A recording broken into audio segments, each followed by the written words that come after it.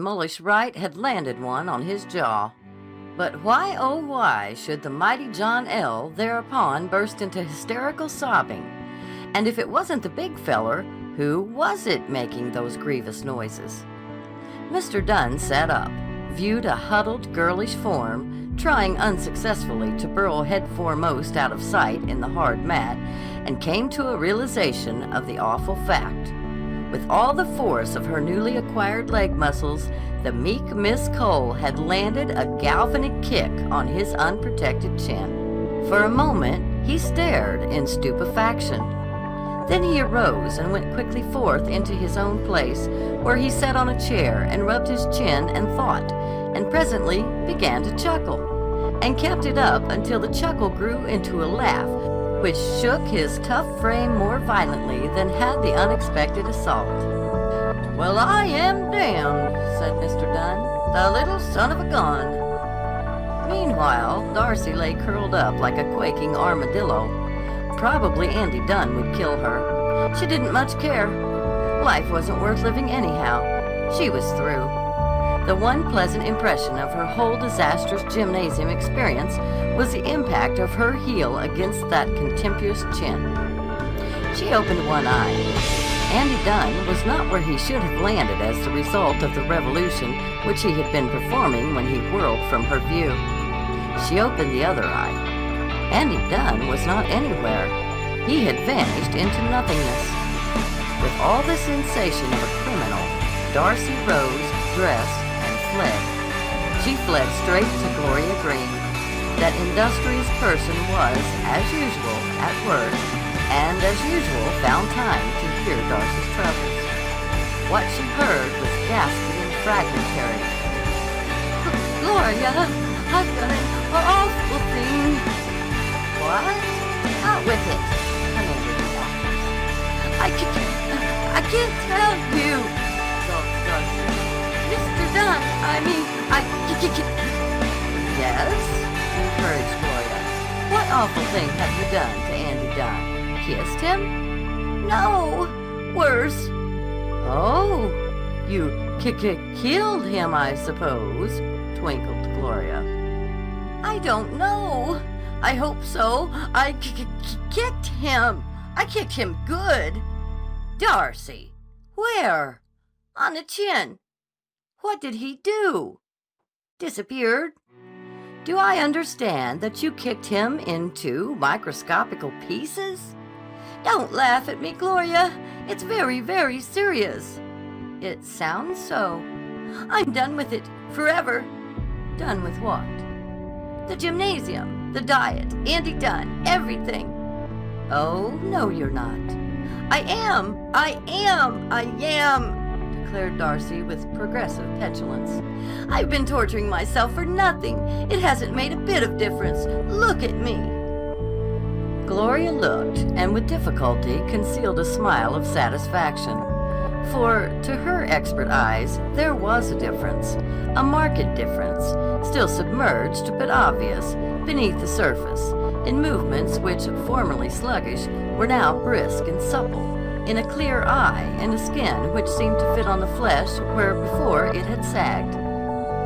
"How did you get up here?" inquired Gloria abruptly. "Ran." "Up the whole 4 flights? The elevator is working." "Damn the elevator," said the outrageous Darcy. "A few weeks ago you were damning it because it wouldn't carry up your lazy body.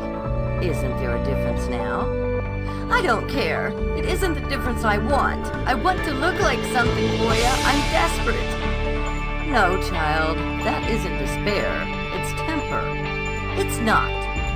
"Go back to Andy's and work it off." "I won't." "Very well." With a sigh for her interrupted task, Gloria selected a hat, set it carefully upon her splendid hair, and pinned it in place. "You'll excuse me, won't you, my dear?" she added in tones which aroused her visitor's alarmed suspicions. "Where are you going? To see Mr. Dunn?" "Not at all." Darcy's misgivings livened into something like terror. "Where then?" "To see Maud and Helen." "What for?" to recount to them the authentic and interesting history of Sir Montrose Phasey-Bart, and fiancé of Ilaria. You wouldn't be so base. I would be just that base, returned the other in the measured tones of judgment. But I'll give you a respite until your next training day. When is it? Day after tomorrow, answered Darcy faintly. If you aren't at Andy's then to answer to the call of time, I'll tell the whole thing to the two fiancés with whatever extra details my imagination can provide. Whereupon Darcy burst into tumultuous weeping, declared that she hadn't a friend in the world and didn't care anyway, because she wished she was dead, and went forth of that unsympathetic spot with the air and expression of one spurning earth's vanities and deceptions forever. Being wise in her generation and kind, Gloria knew that the girl would go back to her martyrdom. So she called up Andy Dunn for a conference, which concluded with this sage advice from her to him. This is the appointed time, Andy. When she comes back, put the screws on, hard. She'll go through. If she doesn't, let me know. No scapegrace of school, led back from truancy after some especially nefarious project, ever wore a face of more tremulous abasement than Miss Darcy Cole, returning to her faithful trainer whom she had kicked in the jaw. As he entered the gymnasium, a strip of court plaster on the curve of his chin caught her fascinated attention, and for the moment evicted from her mind the careful apology which she had formulated. Before she could recapture it, the opportunity was gone. Time, barked Mr. Dunn. The day's work was on. Such an ordeal as Darcy underwent in consequence of Gloria's advice, few of Mr. Dunn's pupils, other than professional athletes, would have been called upon to endure, a fact which might have helped her had she known it. Not knowing it, she won through that violent hour on sheer grit. At the trainer's final nudge, she contrived to smile, but she couldn't quite manage to walk off the floor. She sat down upon a convenient medicine ball and waited for the dimness to clear. A hand fell on her shoulder and rested there with an indefinable pressure of fellowship. She looked up to see the taskmaster standing above her. Say, kid, he began. You are a kid, ain't you? He broke off a little doubtfully. I'm going on 22, answered Darcy.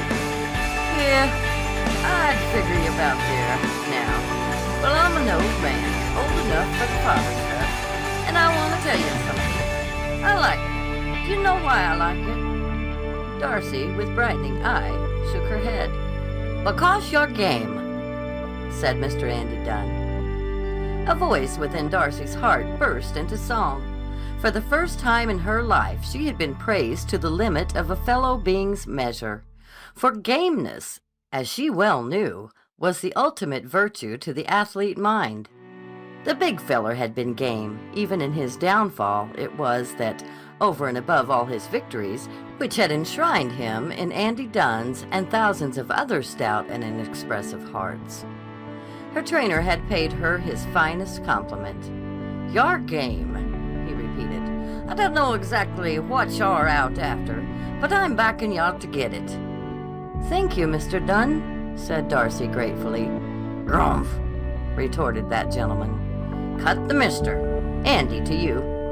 Thank you, Andy, said the recipient of the accolade. End of Chapter 6.